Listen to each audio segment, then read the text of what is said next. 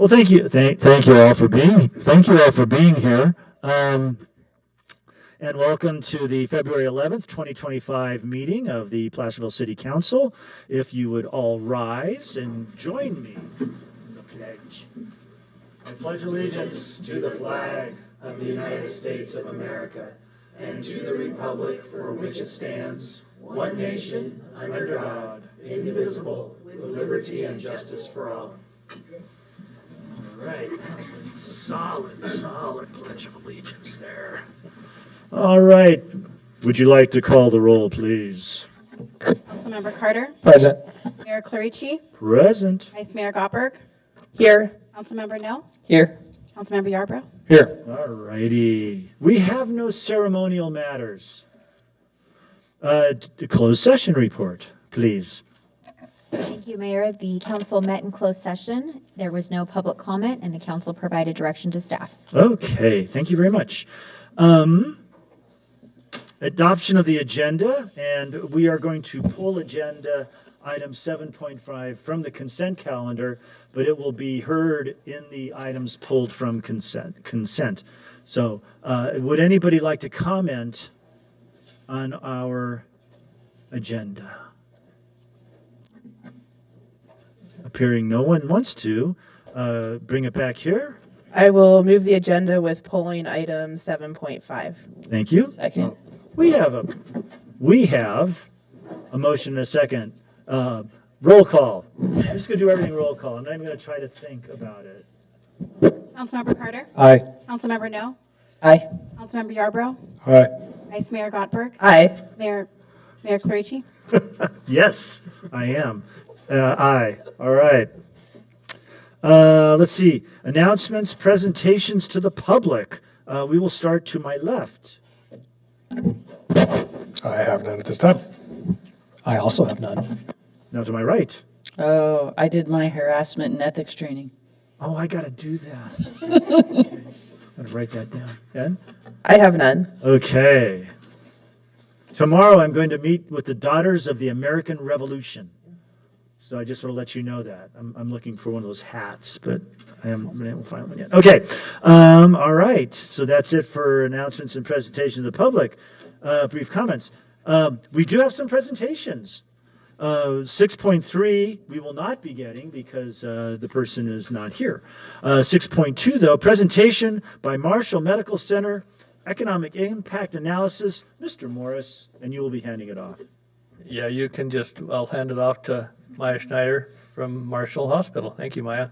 Thank you so much. Honorable Mayor and council members, thank you for having me this evening. My name is Maya Schneider. I'm the Executive Director of Business and Strategy for Marshall. I feel like this mic is too much. Let's back up a little bit here. I'm really excited to come here tonight because I want to present to you a recent economic impact analysis report that we had commissioned. It was developed to really reflect the economic impact of Marshall. We talk a lot about the quality of healthcare that we deliver, but we don't really talk a lot about how we engage in the county as an economic engine. And so I wanted to share with you some of those numbers. Before I get started, I just want to point out I have a brief summary and also the full report, and those are available for the public in the back. And my contact information is there for anybody who may want them virtually. They can contact me for those. So let's see, how do we get to full screen here, Steve? There we go, thank you very much. So a few things to note, and I think it's always kind of good to go back to the beginning. Not everybody that lives in El Dorado County is aware of Marshall's history and our importance in the history. Our vision is that we commit to creating a community where everyone can achieve their highest desired state of health and well-being. So we want to partner with our patients in the kind of health care they'd like to get and the kind of outcomes they'd like to see. But it's always worth remembering that we were built by the community that we serve. So like so many hospitals in California and throughout the nation, after the World War II, and baby boomers started really coming back home, building families, the Hill-Burton Act was passed, providing federal funds for communities to build hospitals. And Placerville rallied the troops, pulled together community members and leaders, and raised enough money to have matching funds to build the original hospital. So it started as a very small facility that used to be the sanatorium. You built a brand new facility up on the hill, and we are now today 111 beds, general acute care hospital with a level 3 trauma center. That's a pretty good thing to have in a rural community like ours. It's a really extraordinary asset.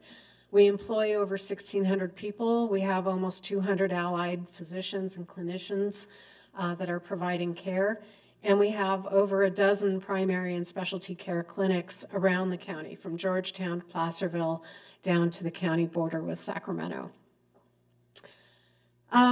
So this is just some of the services we offer. Again, I always want to make sure people know that we have that here.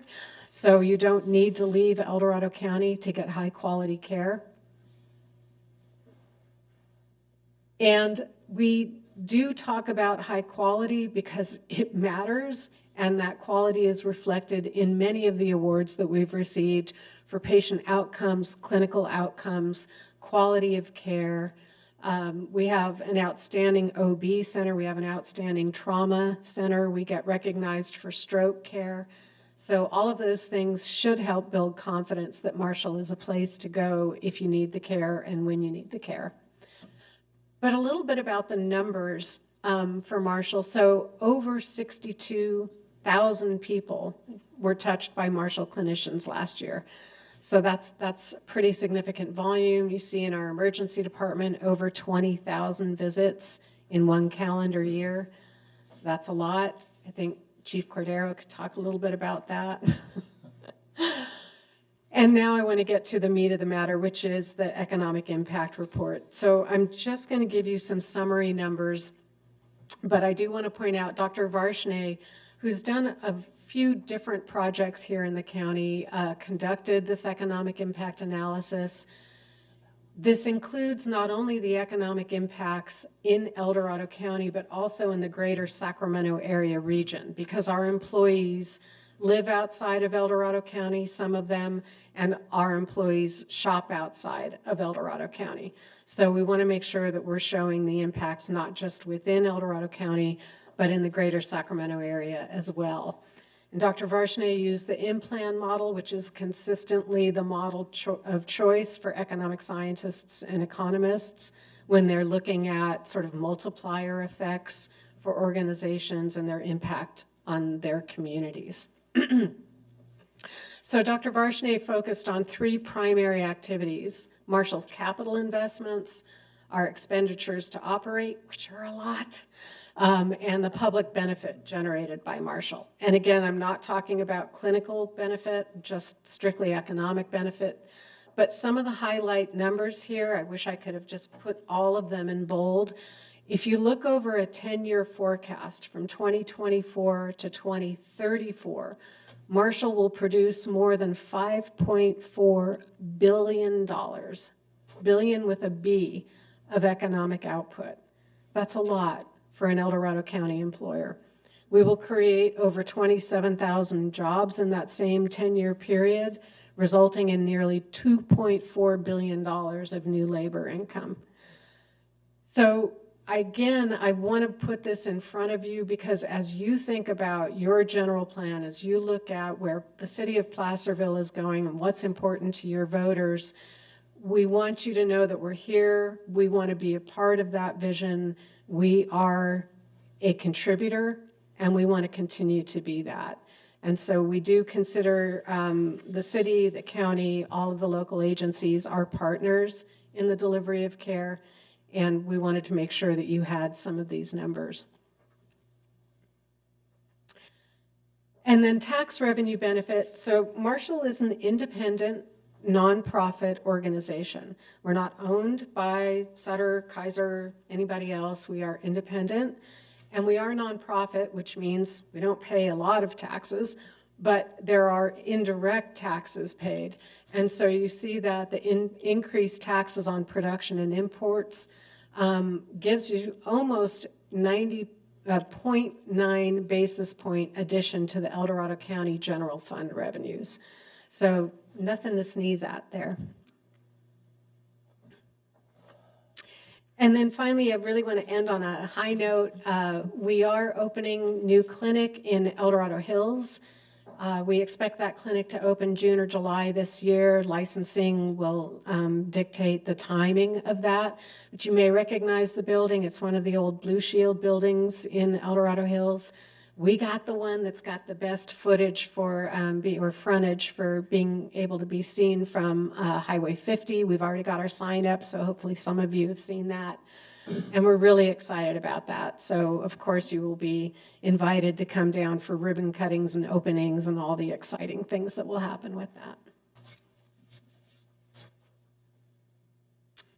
And that's my presentation.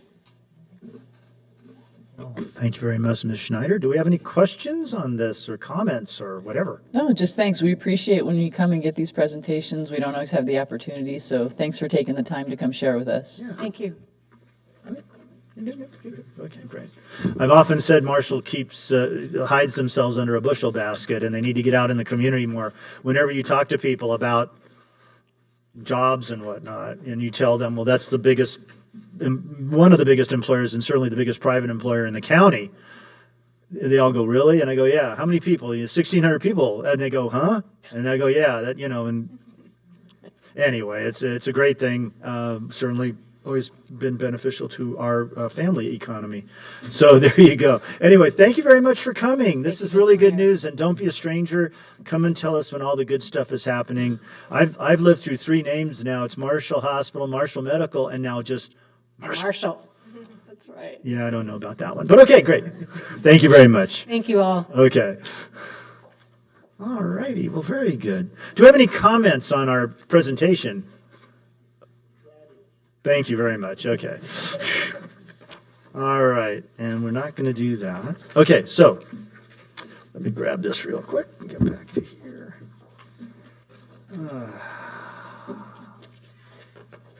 All right. So we are now at the consent calendar. All matters listed under the consent calendar are considered routine and will be enacted by one motion by roll call vote unless any member of the council wishes to remove an item for discussion. The reading of the full text of all resolutions will be waived unless a council member requests otherwise. So do we have, besides 7.5, do we have any other items that anybody would like to pull or comment on or has a question about? Great.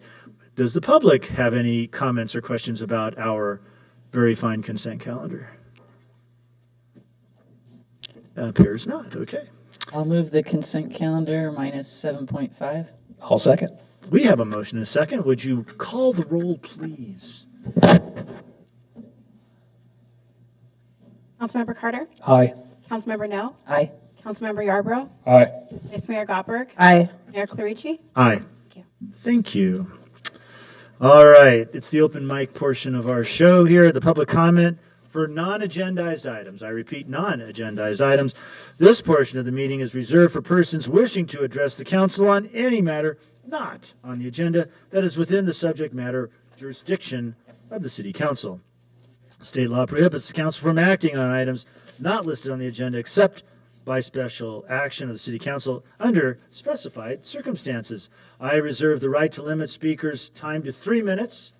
And I am reserving that right now. Follow the golden rule. Don't say anything about anybody you wouldn't want to have them say back to you. Okay. Do we have any written correspondence? Yes, Mr. Mayor, the city council did receive one item of, one email today. Yes. Copies were actually not received today, received a couple days ago. Copies are on the back table for the public. Fantastic. Thank you. Do we have anybody wishing to speak to us on open mic?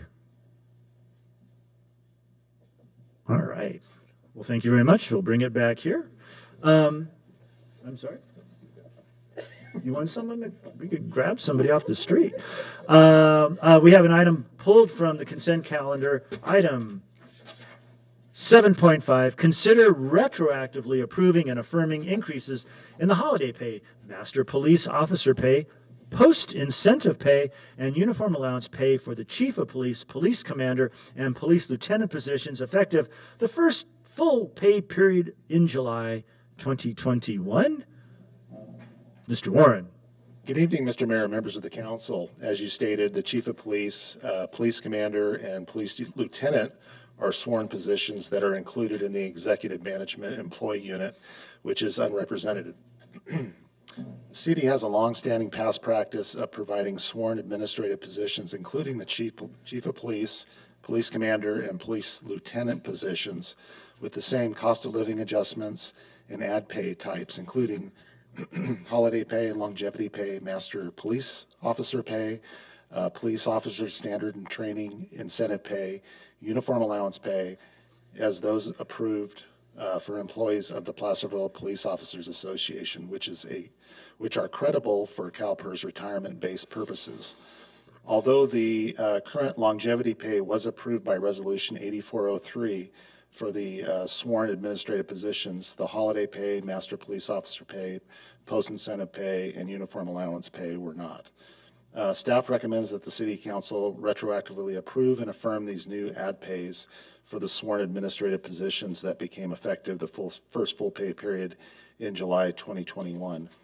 The City Council approved the tentative agreement with the PPOA that became effective July 1st, 2021 at its closed session meeting held December 14th, 2021, and the city attorney reported out the deal points of the tentative agreement in open session that same meeting, including increasing holiday pay from 13 holidays to 14, increasing monthly master police officer pay from $150 to $200, increasing monthly post-intermediate incentive pay from $200 to $250, and advanced post-incentive pay from $550 to $600, increasing the annual uniform allowance from $850 to $1,000. Although the new pay rates mentioned above are already being paid to eligible sworn administrative employees, they will not be credible for CalPERS retirement base pay purposes until the City Council approves them by resolution. It's important to note that the City Council approved this resolution to ensure that the city's sworn administrative staff receive their proportional share of retirement benefits as compared to those positions that are represented by the PPOA, such as police sergeants and police officers. The total projected annual cost of the proposed increase in the noted pay types for sworn administrative positions is $12,636. The City Council adopted the 24-25 operating budget, which assumed the $12,000 projected cost of the ad pays for the sworn administrative positions. And with that, staff respectfully request the council to approve the resolution before you tonight. All right. Thank you. So do we have any questions or comments? Thank you. No, over here? Nope. Okay, great. Would the public like to comment on this item? No. Okay. Wait. Yeah. Okay.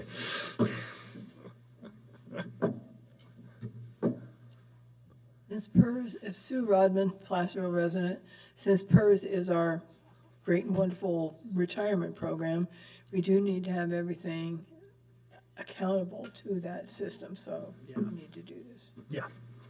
I mean, this is a housekeeping issue, is it not? This is already, these things have already been in play, but we have to do the resolution in this forum in order to make it official, and then that it'll trigger PERS and all. Okay, great. Correct. Very straightforward. Okay. It's back here with us. Do I have a motion? I'll move 7.5. We have a motion. A second. We have a second. Please call the roll. Councilmember Carter? Aye. Councilmember No? Aye. Councilmember Yarbrough? Aye. Mayor Gottberg? Aye. Mayor Dorici? Aye. Thank you very much. Okay, let's see. We have no ordinance. We have no public hearings. We have several discussion items. The very first one, consider adopting a final initial study mitigated negative declaration prepared for the sewer line relocation Clay Street to Locust Avenue project. See, I'm not going to do that. And approving the project, approving amendments number 4 to the agreement for engineering services in the amount of $188,240 with Dewberry Engineers, Inc., authorizing the city manager to execute the same and approving a $250,000 budget appropriation from the Measure L fund. Ms. McConnell. Thank you, Mayor and council members. The item for your consideration this evening involves the sewer line relocation project from Clay Street to Locust Avenue. This project was originally implemented in 2012, but stalled for a few years due to lack of funding to complete the project. The engineering department picked it back up again in 2019 with the approval of an agreement for Dewberry Engineers to perform the environmental and engineering services. Dewberry Engineers began the work and evaluated different alternatives for the sewer relocation. Primarily, one option to relocate the sewer out of the creek and into the El Dorado Trail, and secondly, a potential realignment of the sewer line into Main Street. Ultimately, it was determined that the Main Street alternative, although feasible, would result in significant and costly right-of-way acquisitions, private property impacts, and construction would cause major traffic impacts to Main Street. The El Dorado Trail alignment became a more realistic alternative. And then later, while staff was working on the Broadway maintenance project, additional evaluation went into the overall sewer main system and goals to relocate the sewer main out of the creek, which played a significant role in determining that the trail alignment is the preferred alternative. So from here, I would like to walk you through some slides showing what we have out there today and what the ultimate plan for this whole section of the sewer main system is. So on this first page, we are showing the sewer relocation project limits. I know it's kind of hard to see, but Clay Street is located on the left, kind of where the vertical colored lines are. Locust Avenue is on the right, and in between there are two green lines in the creek representing the sewer lines that we currently have. One is a 6-inch sewer main and one is a 16-inch sewer main. Those two mains currently converge at a manhole on the west side, and then there's a 24-inch sewer main that runs through the trail from Clay Street down to Bedford Avenue. Since these two pipes are located in the creek and are in poor condition, they are known to have a history of inflow and infiltration issues. Inflow and infiltration is a big issue. The excess water that enters our sewer collection system ends up at the water reclamation facility and results in excessive processing of wastewater. Removing the old pipes from the creek is a top priority of the engineering department. Another feature on this map shows the existing 4-inch main that runs south down Locust Avenue and currently is under a building, so that's not ideal. Next slide, please.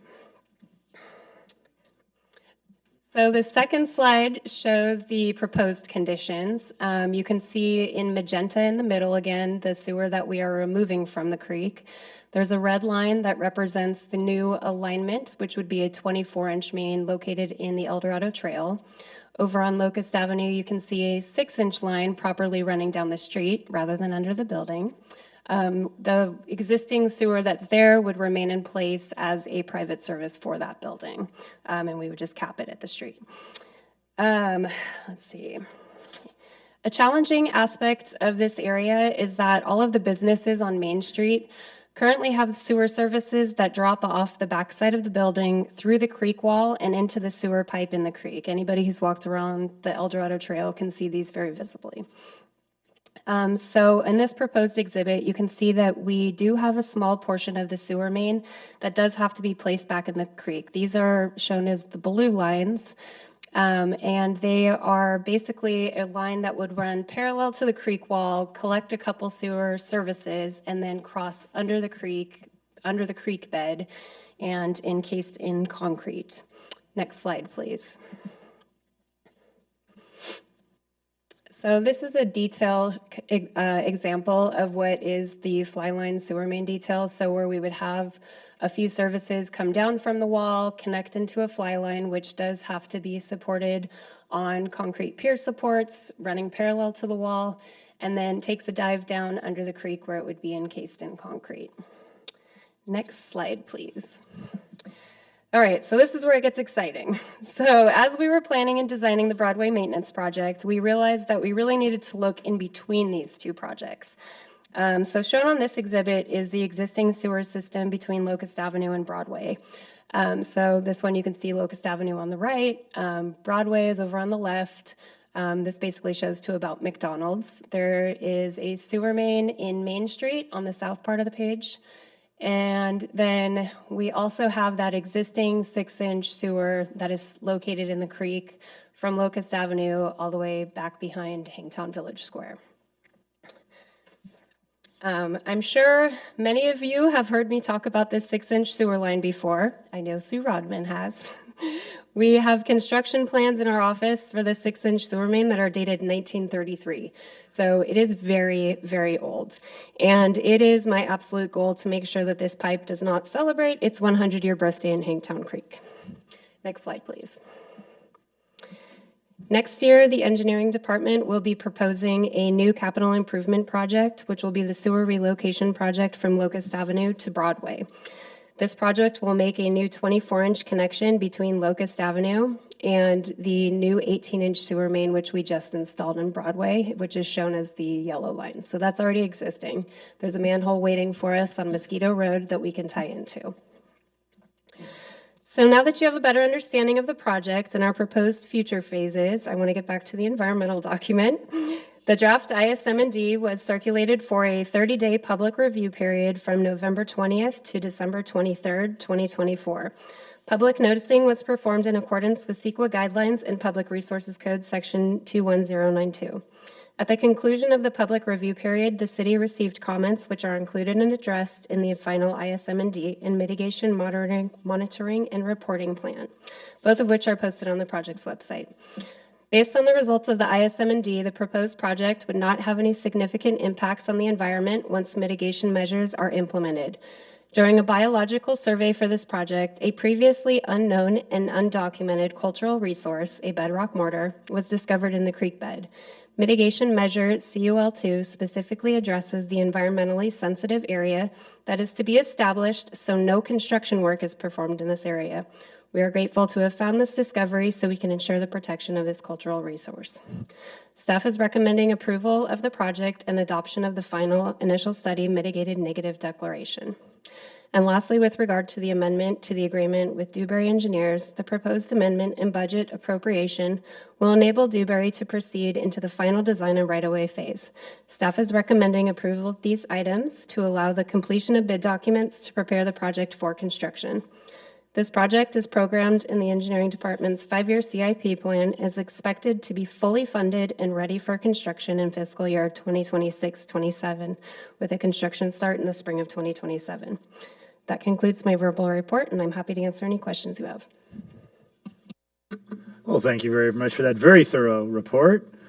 Do we have any questions or comments from up here? Yeah, I got a quick question. So the sewer line that goes underneath the Toy Tech building, we're handing that over to them? Only the part from where it's connected to their service down to where it will tie into the new 24-inch. Yeah. Okay. Because it's pretty much acting as their service. And how old is that line? I don't know for sure. Yeah, I would have to look and find out. Yeah, because my concern there is, I mean, obviously they have a sewer, but they're tied in, technically that's our city line, and they're tied into the city line. If we turn it into a private use line, now all of a sudden they're responsible for a really old sewer line from their building to the new sewer line. So I'm not thinking that's real nice or fair of us to hand them a really old line. Well, because we just passed an ordinance and now they're responsible for it if something happens, but it used to be a city line. So Yeah. that would be my concern, basically just giving them an old line going, hey, because if something happens to it right now, it's a city sewer line and we're responsible for taking care of it. But it will be their line, so. I get that, but what I'm saying is now it's their responsibility from their building to the new main, right? Right. Well, currently it's not. So now you see what I'm saying? So now we're handing them an extra expense that they have not had. Well, if they were to have a building, it would be theirs anyways. I mean, they're lucky there's one to start with that they didn't have to put in.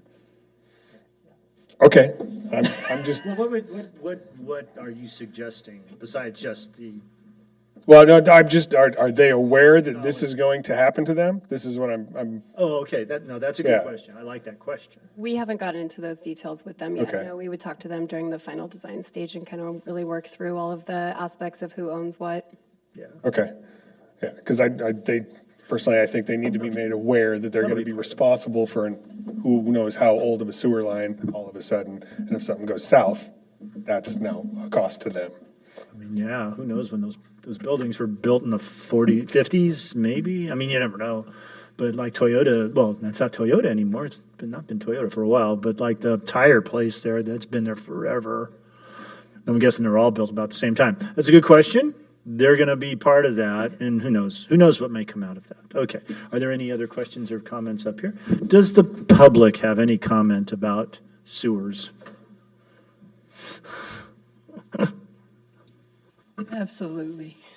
Sue Rodman, Placerville resident and member of the Measure H&L Committee. And my public comments are these. Placerville has some interesting history in wastewater treatment, including during the Roosevelt's New Deal Public Works Administration. In 1938, PWA financed the construction of Placerville's first publicly owned wastewater treatment facility. Prior to 1938, all wastewater generated in Placerville was just discharged into Hantang Creek from private sewer lines, septic pits, holding pond overflows, etc. And in the summer, with low creek flows, the creek consisted mainly of raw sewage. You can imagine the smell. In 1913, the State Board of Health recommended the city get a wastewater collection system designed and built. By 1937, with no wastewater treatment, complaints had multiplied. In 1937, the city was eligible for PWA funding with matching funds. The upgrade to the creek was to enclose the sewage in pipes in the creek bed. Now you know the origin of the sewer pipes in the creek. They are still there. One of the items to be addressed by Measure H was to get these old, very old, sewer pipes out of the creek. I am really glad to see progress to achieve this. There doesn't seem to be any documentation that these pipes were ever replaced. 86 years is way over the expected service life for any sewer pipe. Let's not wait another 86 years to get those pipes out of the creek. Let's do more than consider item 12.1. Let's get her done. Inspirational words there, Sue. Thank you. And thank you for the history of the pipes. Are there any other comments from the public on this item? Okay. Well, thank you very much. We'll bring it back here. Notice how no one advocates for historic sewer pipes.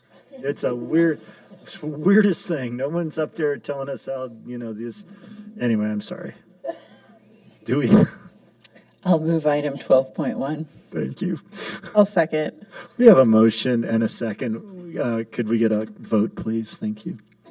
Councilmember Carter? Aye. Councilmember No? Aye. Councilmember Yarbrough? Aye. Vice Mayor Gottberg? Aye. Mayor Clarici? Aye. Thank you very much. All right, item 12.2. Consider approving a 1.60% increase in the traffic impact mitigation, or TIM fees, equivalent to the change in the engineering new record construction cost index from January 2024 to January 2025, effective April 14th, 2025, as shown in Exhibit A. Once again, Ms. McConnell. Thank you again, Mayor and council members. The item before you this evening proposes to increase the traffic impact mitigation fees in accordance with Section 8-15-8 of the City Code, and for all intents and purposes is considered an annual routine item. Section 8-15-8 of the code includes the provision for the TIM fee to be automatically adjusted on January 1st of each calendar year by a percentage equal to the inflation rate of the construction costs for the prior year. However, the government code requires us to conduct a public meeting with proper noticing for this item, so we did not automatically adjust the TIM fee. The most recent TIM fee inflationary adjustment was approved by the City Council on February 27th, 2024, and accounted for an 8.28% increase over the prior 2-year period. Since the last adjustment, inflation increased 1.6% over a 1-year period. The proposed fees supporting the increase are summarized in a table in the staff report. Should council approve the item, the new fees would go into effect in 60 days. Any applications received after the close of business on Friday, April 11th would be subject to the new TIM fees. I do want to point out that my staff report incorrectly referenced Friday, April 13th, but the date is actually Friday, April 11th. Staff's recommendations are summarized in the report, and that concludes my verbal report, and I'm happy to answer any questions you have. Well, thank you very much. Comments or questions about TIM fees? Does the public wish to comment about TIM fees? All right, we'll bring it back here. I have nothing to say about TIM fees. I'll move staff recommendation. We have a motion. I'll second. We have a motion and a second. Roll call, please. Councilmember Carter? Aye. Councilmember No? Aye. Councilmember Yarbrough? Aye. Vice Mayor Gottberg? Aye. Mayor Clarici? Aye. Thank you. Okay, consider authorizing the Assistant City Manager, Director of Finance to negotiate and execute a contract with Flowbird Urban Intelligence for the downtown parking pay station upgrade project in the amount of $32,576.75 and approving budget appropriations from the downtown parking fund totaling $35,000 for the said project. Mr. Warren. Thank you, Mr. Mayor, members of the council. So the city owns and operates 9 daily parking stations that are located on the first and second floor of the Center Street parking structure, and 5 of the city's own surface lots, including Fox, Milton, Historic City Hall, Ivy House, and Moody lots. The existing pay stations were purchased and installed in 2017 and are now at the end of their useful life.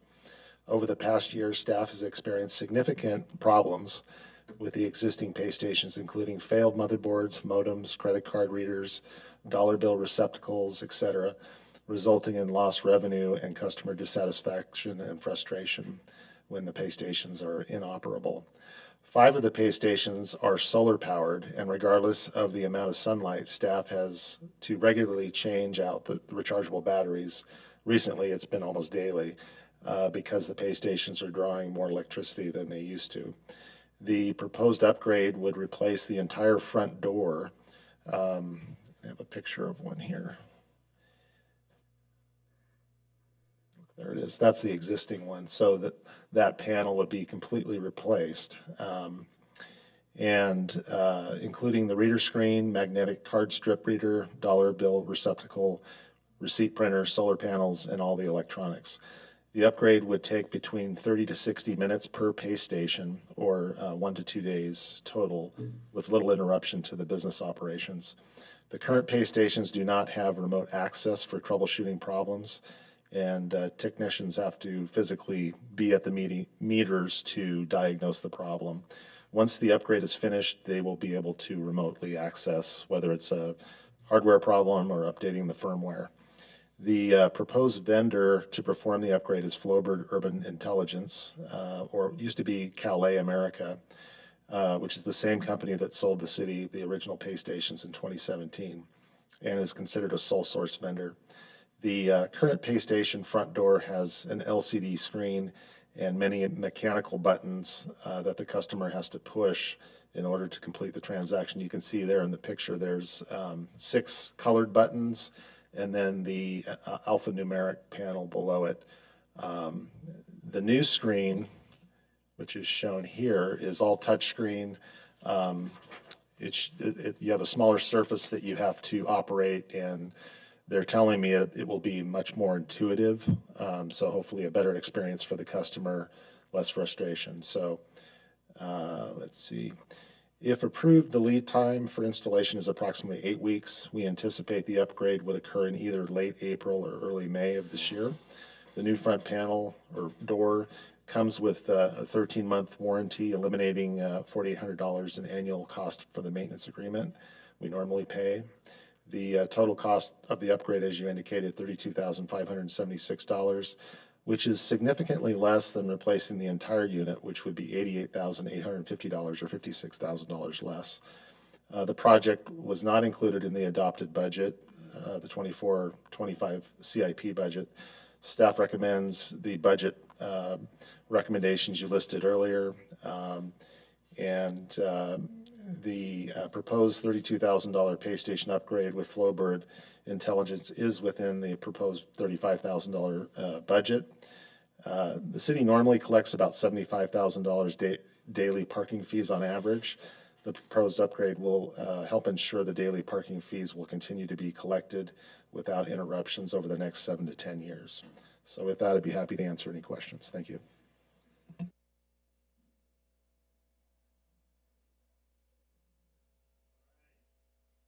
Well, thank you very much for that. Do we have any comments or questions about parking meters? You do? Okay, I'm sorry, I shouldn't say that was such a surprise. Go ahead. Well, I mean, knowing, and we talked about this, I guess, a little bit, but knowing that we have a 7-year life on these generally moving forward, I think, we should, as a city, plan on having a sinking fund or some kind of mechanism to understand that we're going to be replacing these every 7 years, and so possibly planning ahead and knowing this expense is coming instead of being surprised by it every 7 years. Well, just a suggestion. No, yeah, I don't think we're surprised, but I mean, but when we do the parking district, we do allocate. I mean, I don't want to say allocate, but we do consider that we're going to have to replace these things. Do we actually have like a designated fund? Because that's a fine idea, but are we kind of doing what is suggested already? We started to with the new parking program. You may recall we raised the daily parking fee. Yes, I was there. And that in the early years was setting aside dollars for replacement. However, because the fee hasn't been adjusted and our costs have gone up, it doesn't leave much for deferred maintenance. Yes. So that's something we'll be bringing forward. We need to reconvene our parking committee and look at what the fees need to be, okay, and then see what we can do there. And that's an excellent observation. Okay, great. Thank you. Are there any other questions, comments, or anything? Do we have comments from the public about parking meters? No. Yeah. No. Okay, thank you. Bring it back here. What is the pleasure of the council? I'll move item 12.3. I'll second. We have a motion and a second. Can I get a roll call, please? Councilmember Carter? Aye. Councilmember No? Aye. Councilmember Yarbrough? Aye. Vice Mayor Gottberg? Aye. Mayor Clarici? Hi. Hi. God. Aye. And hi. I'm not that old. All right. Council reports from other agency meetings. El Dorado County Transit. I would like to announce that Councilmember Yarborough was elected chair, and he'll be taking over those reports. Thank you. I know. My surprise too. Anyway. Yeah, it wasn't a big meeting. It was nice. I was able to give Supervisor George Turnbull his little plaque for serving as chair for the year prior, and then I got elected to chair. But as our action item went, we had a proposed fiscal year 2024-25 mid-year operating budget adjustment that we went through. We also approved a line item in decrease. The Transit Authority is doing a really good job for managing their finances. It is also the 50th anniversary celebration of El Dorado County Transit Authority. So that is going to be happening May 3rd at the is it the Calvary? It's Calvary Church. Calvary Church, yeah. From 4 to 8 p.m. 4 to 8, yep, 4 to 8. So I got the little newsletter right here. So May 3rd. yeah, so May 3rd from 4 to 8 p.m., Calvary Chapel. Highlights include catered taco truck, playground for the kids, music DJ, face painting, transit giveaways, vintage transit photos and collectibles, transit photo booth, updates, and more activities to come. There you go. All right. Well, that sounds exciting. El Dorado County Transportation Commission. I did not go. So. That's okay. We did the final adoption of the US 50 Camino signage wayfinding access mitigation plan. We need longer names for all these things, yeah. We released the 25-26 overall work program and budget to DOT for circulation review and comment, and we designated Supervisor Veerkamp as the voting delegate on the California Association of Councils of Government Governing Council. Cool. All right. LAFCO. Oh, we did not meet. Okay. SACOG meets February 20th. Pioneer Community Energy Board. We did not meet. Placerville Fire Safe Council. We did meet. There's a couple of items for the city of Placerville. One is that they are looking to renew their Firewise community status. They have to do that every year. There is, if you get that little certificate and then send it to, your insurance, you get a couple $100 usually off. So it's not a lot, but it is something.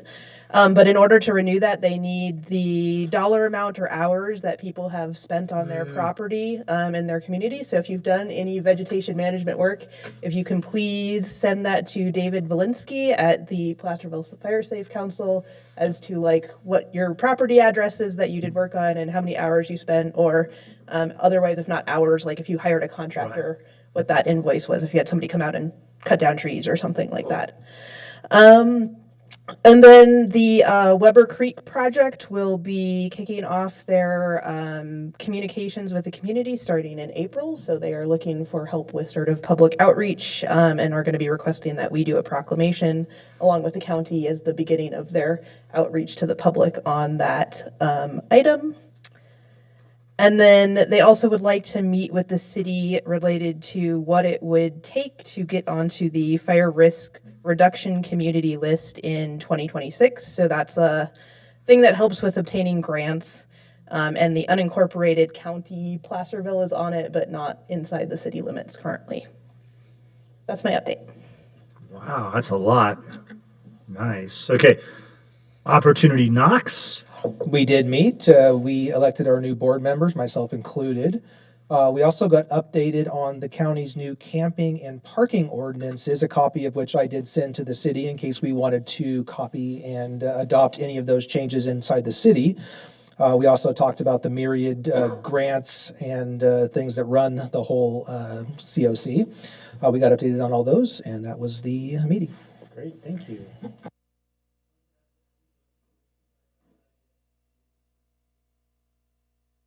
Not yet. We did receive it, but we did, as you know, after the court decision, we updated ours.